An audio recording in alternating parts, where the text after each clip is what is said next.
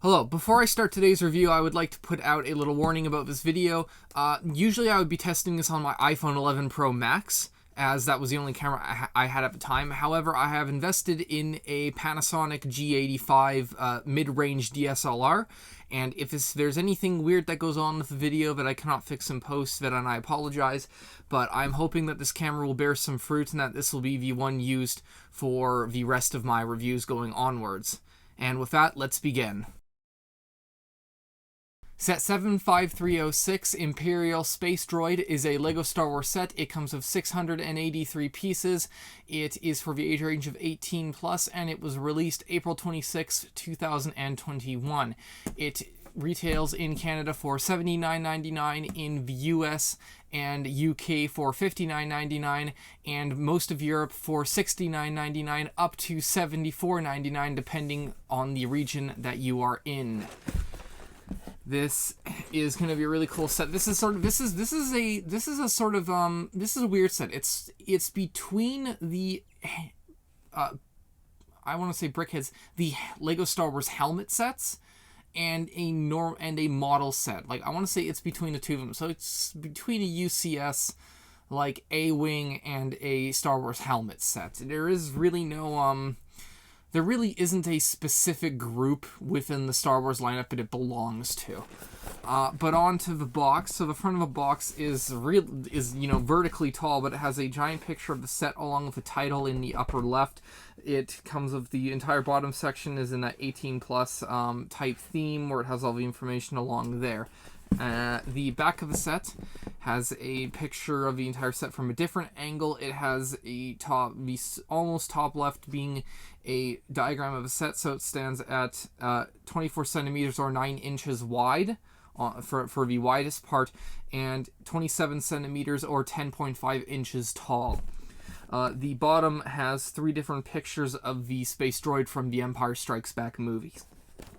One side of the box has a picture of the droid without the plaque section of the base, and the other side has where the components were made, where they were distributed, and the name of the set in a different language, along with the warning that due to small parts there is a potential choking hazard. The top of the set has the name of a set in a different language, and it has the actual size indicator as one of the slanted 2x3 bricks. And the bottom of the set has the relevant trademarks, recycling, and the UPC information all along the bottom. And the set is a taped box with 2 pieces of tape. Okay, so there are 8 bags plus instructions and stickers here. There are bags 1 to 6, along with 2 extra bags up here. It comes with a sticker sheet of 5 different stickers and a bent instruction booklet, which for an 18 plus set, where the instruction booklet can just fit in here, this should not be bent. Like the 18 plus set is supposed to go towards adults and collectors, and in bent instruction booklet is not something an adult will put up with. A child will put up with it because they're there to, maybe build a set and have fun and play with it, but an adult will not. So I find this unacceptable, especially given, the fact that it's Lego and that they're usually very, how do I put this? Given the fact that Lego is a premium brand when it comes to block building, bent instructions are not something that I see as acceptable, especially with the 18 plus.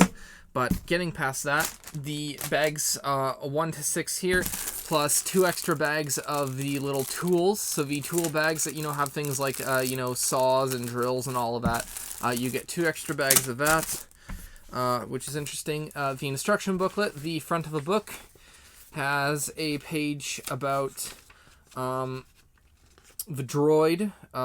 2 pages. There are one with several pictures of, at least 2 pictures of the droid when it was in shooting, and one, I believe, from movie footage. You have just little fun facts about the droids in several different languages among 2 pages, and then a page about the brick separator, and then 2 pages about what the bags are going to do. Bag 1 will get you the base, bag 2 will get you the bottom half of the droid body, bag 3 gets you the top half of the droid body, bags 4 to 5 will deal with the articulating arms, and bag 6 deals with the droid head. On the back, you get 2 pages of parts, and a page for the very back page is the feedback and win page, where you can give feedback in the chance to win a Lego set, free Lego set from Lego. The only weird thing that I have to say about the packaging here, well, other than the bent instructions, is that bags 5 and 4 have so little in them that I have to wonder why they're in separate bags and why they are not in just one bag. So why there isn't just 5 bags, and because bags 5 and 4 just deal with the articulating arms, so really having these like this doesn't really make much sense to me. But for packaging, I will give this a 3 out of 5, because a bent instruction booklet should never occur at all. Bad Lego. And now I get to build this.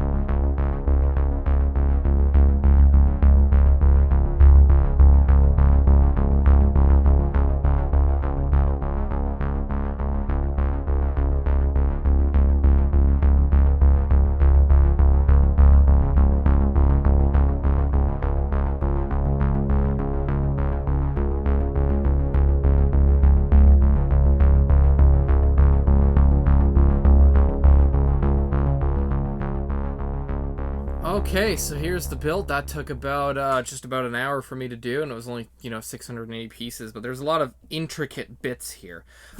You get a brick separator and a decent amount of extra pieces. Half of mine, which came just from doing the head alone, because there's a lot of detailing on that head. This is so I'll start at the base as soon as I get this guy out.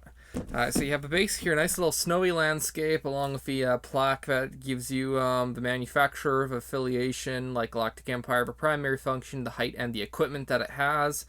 The plaque is sort of covered in a snowy bit. For putting the plaque on straight, like so that it's almost completely perfectly on, what I would suggest is taking some of the snow piece and sticking one at the top and both sides, and then you can actually fit the sticker perfectly. So that is the best way to line up the sticker if you want the sticker to be just, perfect. So that's what I would recommend for that.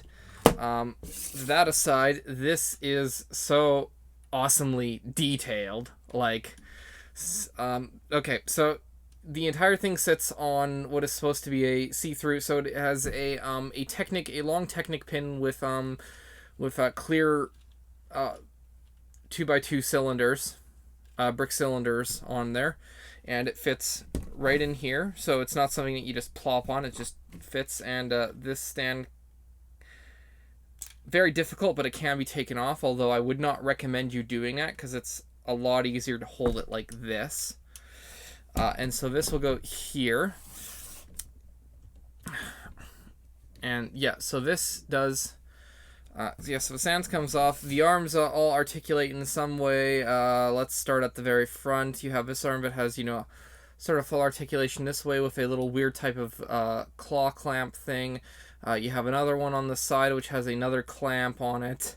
A one with what looks like a sort of drill. Another one with another claw clamp that sort of swivels back and forth here and can go both directions, and its claws are horizontal. You have another one whose claws are completely, I guess you'd say, towards itself. It cannot change, or actually no, I guess it can change the direction, but it's a vertical type of claw. Come on, get back to where you're supposed to be. And another one where the claw actually sort of has a interesting piston system. So these little pieces here, which I'll show on the screen, are usually used for a they're usually used in like pillars, column pillars, but I've never actually seen of it can be used as a piston, which is interesting. I've never seen it before, so that's an interesting new use. Now maybe it's been used somewhere else, but I've never had that in a set, so this is a first time for me. So those are the arms. The side is somewhat main body, somewhat detailed. The head is incredibly detailed, and it swivels. So you have like two little antennae and what looks like a multitude of eyes. Can't actually tell what is the real eye, but it's really incredibly detailed. And just check, there are no pieces unique to the set. So for the build, I would give this a 5. This is actually getting some of the pieces together was actually somewhat challenging, and it was incredibly detailed, and I really loved that, to have this entire thing come together the way it did. There were actually several interesting little techniques for building that I had not thought of before. One that I've discovered again with the piston arm here. But this is just something I'd never seen before. Yeah, there's just a bunch of stuff that I'd never thought of doing before for building. So build gets a 5 because of how fun and challenging it was. I would say that the age range on this would be 16, not 18. But Lego chose 18 for some reason. I would say play is... I'd give play a 1. You could play with this, have it zoom around, blow off its head, if you want to, but this is mainly a display unit. So play gets a 1. Display gets a 5 because once again, this is an incredible thing. It's not quite a helmet, and there's some, and you can always change how it looks, moving the arms around and swiveling the head to different whatever type of position you want. Hold 360 degrees. But this is a great display, and I cannot wait to have this thing on my shelf. The value, piece to price, depending on where you are, it's good or it's not good, but the building techniques and everything that you get, no unique pieces, but you do get also a bunch of extra pieces in with the two with the 2 bags of the you know, sort of miscellaneous bits that they sent. So that's really nice. That's a very good value to have these pieces. So I'm going to give the value for this a 4. It's sort of an average value, piece to price, and it's they're really targeting a certain demographic for, you know, basically people who either like Star Wars or, you know, liked the Imperial Probe Droid. This is really the only yeah, this is who that's targeting. So value is going to get a 4. This set is not so much to go into cities or for children to play with. This is mainly a display unit, and therefore I would recommend it only for people who either need to have every Star Wars set, want to have an interesting set to display, or just really like this probe droid. And with that, I will see you all next time.